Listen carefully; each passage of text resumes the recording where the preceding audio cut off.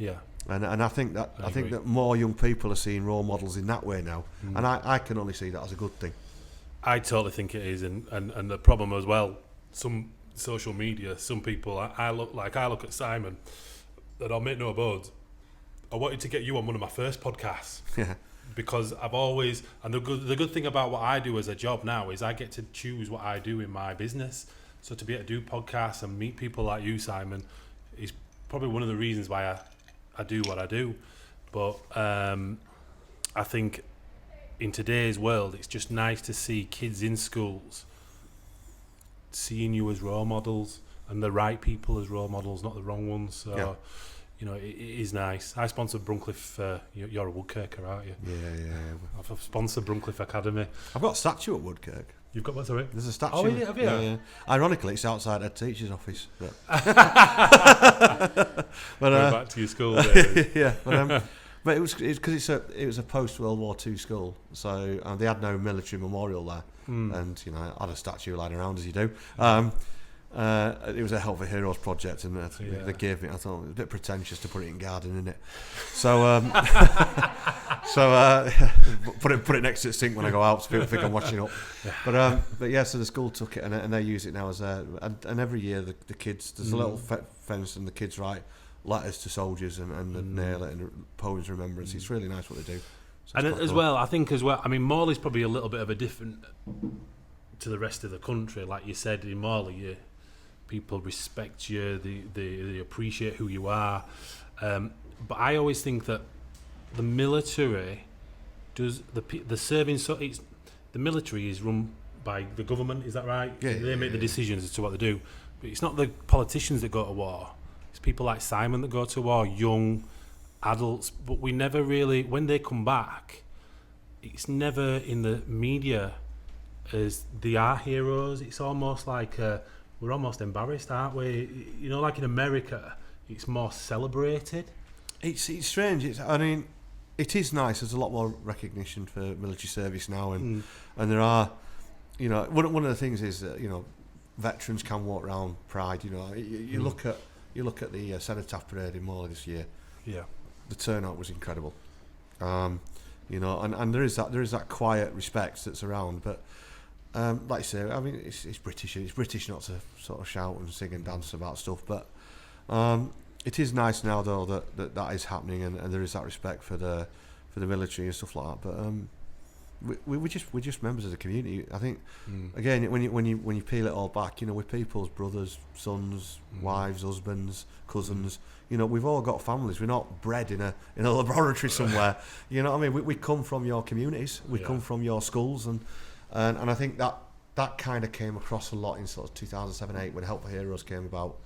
There was that personal connection that these were our people, you know what I mean, and the way that things were happening, people weren't happy about, and there was a huge twist in the way that the public suddenly started going, no, we're sick of them being the scapegoats. Yeah, these are our family members who are getting broken, and they're trying to rebuild their lives, and all you're doing is blaming them and calling them warmongers, and it's.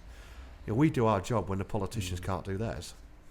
Do you ever, just a question I'd like to ask, do you ever sort of, when you're in the army, do you ever question the decisions of the politicians as to where you're going, or are you just not allowed to do that? Your job is to go and do the best you can within that. You do. You use that professionalism in your job, but the thing is, you can't think about it, because if you start distracting yourself and questioning, you want your focus 100% on the job, because that's how you stay alive.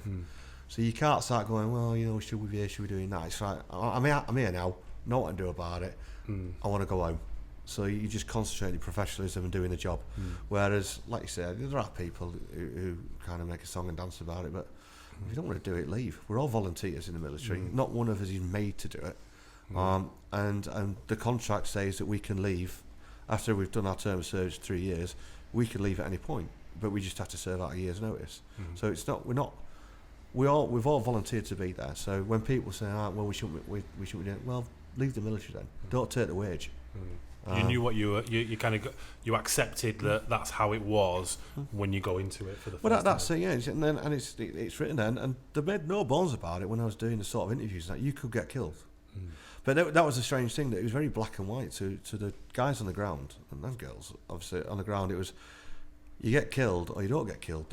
We didn't know about that grey area getting injured, and that was because we didn't survive stuff. We sort of knackered the system up by living, and because we lived, so all of a sudden there was a load of people with bits and pieces hanging off and missing, and this, that, and the other, that we didn't know what to do with them because that didn't happen. You know what I mean? And if it did, it was few and far between. But it was a combination of fitness, the guys on the ground, the technical expertise of the medicals, and obviously technology has adapted. So yeah, you know what I mean? I was injured in a time where there was the people that saved me. Yeah, brilliant. And just moving on from there, what kind of things are you involved in now, Simon, as well? And I'm just to give you the reason I asked this question is I'm climbing Mount Elbrus next year in Russia. Nice. But I'd like to raise some money for charity. Yeah. Now, one of the things I'd like to support is Health for Heroes. But what things are you involved in at the minute? What keeps you busy? What things do you enjoy doing? So I'm back in employment. I work in a marketing team for Blind Veterans UK, and so my job is a lot of the external engagement. So I work with NHS, other charities and things like that to create referral pathways for people that need support. But I also work with delivery partners about how we can work better together, and what we can do for them and they can do for us. So it's an interesting job, gets me out and about. I do a bit of after dinner speaking, again for charities and sort of raising awareness and money for the causes I'm happy about. I play rugby for the Rhinos disabled team, and I'm looking at doing my coaching badges next year and do a little bit more around disability and rugby coaching, because I think as a game it teaches people so many good values. And then like I say, bits and pieces, and I get some absolutely fantastic jollies. I've been incredibly lucky for opportunities. I carried Olympic torch through Morley, which was just, the turnout was incredible, but just that experience. I trekked across Costa Rica coast to coast. I did a Sahara trek. Been to a few big dinners with quite a few different celebrities and that, and you get the old selfies with folk. But it's really weird though, because when you're blind, you've got no idea who you're talking to. So you're kind of chatting to. So I think I spent 20 minutes talking to Stuart Pearce before I realised who he was. He's not smaller than you think, but Stuart Pearce is a footballer. It's not my dad. My dad's actually called Stuart Pearce. All right, yeah. It might be. What are you doing? Were you talking to my dad? Yeah. It might have been. I don't know. When I was at school, right? So everyone used to go, "Oh, you're Stuart Pearce. You guys probably won't know. 'Cause he's a footballer, really good footballer." And they go, "Was he the real Stuart Pearce?" And I was going, "You made." I thought, well, technically he is the real Stuart Pearce, isn't it? But he's my dad, Stuart Pearce. So I used to go, "Yeah." They're like, "Wow." Yeah. I thought, well, it just makes me a little bit more popular. Yeah. You got some photos as well with celebrities, didn't you? Yeah, like I say, I got different things. I was at the GQ Man of the Year Awards in 2012 or 11, sorry, and the military won a sort of an award.